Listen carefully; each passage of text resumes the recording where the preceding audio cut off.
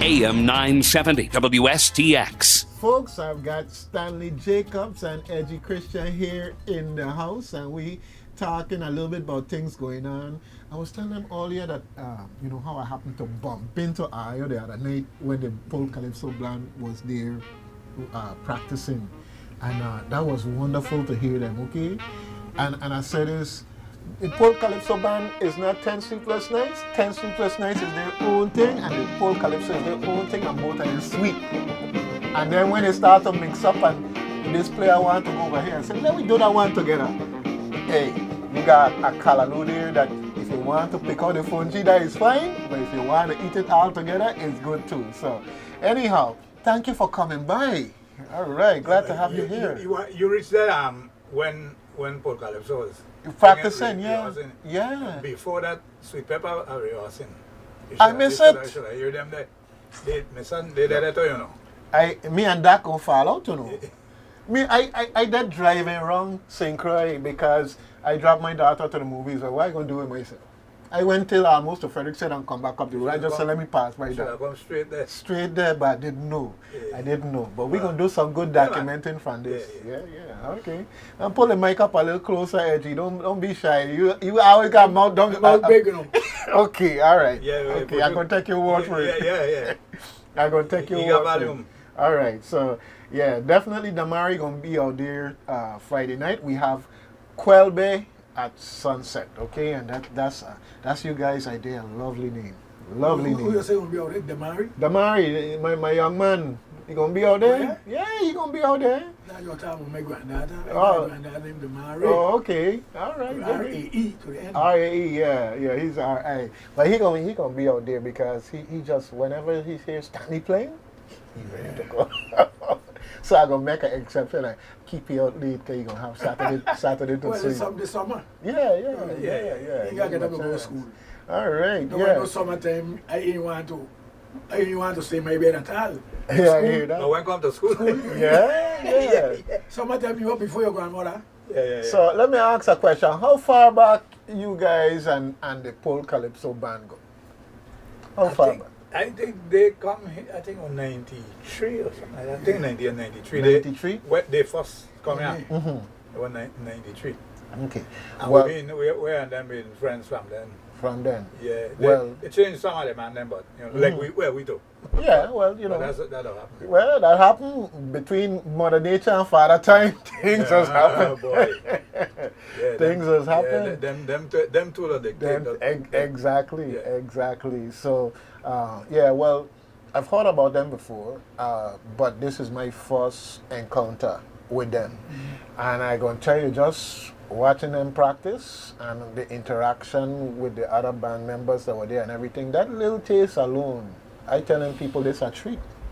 Yes, you got the next generation, you have the Denmark connection, and you have our local, world-renowned talent. That's a treat. Yeah. When that day gonna happen again? That's a trifecta. We need the governor to set up a raffle and get a big pause or something. This a trifecta. Yeah. All right. They have added they used to have two sax. You know, Hans and the other guy, Martin, I think his name, used to play a tenor and well, everybody in St. Croix who into music know that Hans is we look at the best saxman in the world. He could play that sax. Okay. And he could play every key. He could play anything. Anything you think about, he could play. He born with a reed in his mouth. Yeah. Well, they got a trombone man that come from Sweden. Like Miguel, I remember his name. He's a man. You play trombone. And you should hear he featuring. He got some styling, some Quelbe. I catch a little bit of it last night. Miss Sunday, that was something else. You know what went through my mind when I saw that? I said that the folks from the Central High Band and the Complex Band need to come down and watch this, you know, because sometimes they think that when you have a brass band type of instrument that somehow it fits over here. And these guys showing you how, it don't work like that. make a sweet song, and you creative, you could fit it right in if you want to. Yes. Okay, so I'm hoping that we have a good turnout from those two groups in particular, so that they could see and appreciate, and we could start seeing the collaboration going on from now. Yeah. And also to see the fact that our attempt at preservation is working a little bit with it. Oh yeah. With the Super Band, you know, they're going to continue because, like you said, Mother Nature and Father Time talking to me and Edgie. Yes, yes, talking to all of us. All of us. You know, the conversation will just get stronger as time goes by. Friday night, are you there out there? I say Saturday, are you there in Summer Splash? Sunday, you're there at Island Center. Monday, you're in Quadrille. Tuesday, now you're gone back out there for July 4th. Man, how are you doing? Tell me so I go battle it, man. We go all be good. We love what we do. And we love it. We custom. You know, an old man told me when I was growing up, he said, there are no dumb people in the world. He said, anything you put your mind to, you'll get to do. But you have to love it. All right. You have to love what you do. All right. What you're about to do. Put your mind to it, you'll get to do. All right. Fantastic. I got something to say, I think too hard, man. But you got to like it. You got to like in it. order to get it done. Yeah. And I think that's the strongest force that has drive we. The love of music. Well, let me tell We you. just love it. And on top of that, well, at least we custom to that there. You see? That's what happened. It's a bit like I said, basically, love of music is what motivates us. Yeah. Well, And it keeps us going, you know. I tell you, I wish I had some of the Mari energy, but you know, anything. You got to love of music. You gotta love. That's what I was telling you. Yes. And that 2 weeks in Denmark, I mean the impact. And that And he impressionable with that. Yeah, right. that was such a blessing because Yes. when Daddy trying to tell them what to do and show them what to do is different. You were the right angels, messengers, whatever you want to call it, at the right time, and it make all the difference. So now I want to highlight the fact that the performance on Sunday at Island Center is raising funds for your scholarship activities. And I'm driving that home to everybody because we have to make sure that our culture is going to stay alive, and we're going to have the interaction not just locally but internationally. Because this scholarship, we're talking about how UVI exchange program with Denmark, and we're looking at having a leg in Ghana. So it's going to open up all kinds of opportunities for us to influence people in the world and for them to come and exchange with us. Right. All right. So I really commend you guys for. The scholarship, the scholarship activity is something that is very important because it helps with the preservation of our music, and it helps the students also. And you could see we got 3 students that we gave scholarship to that done.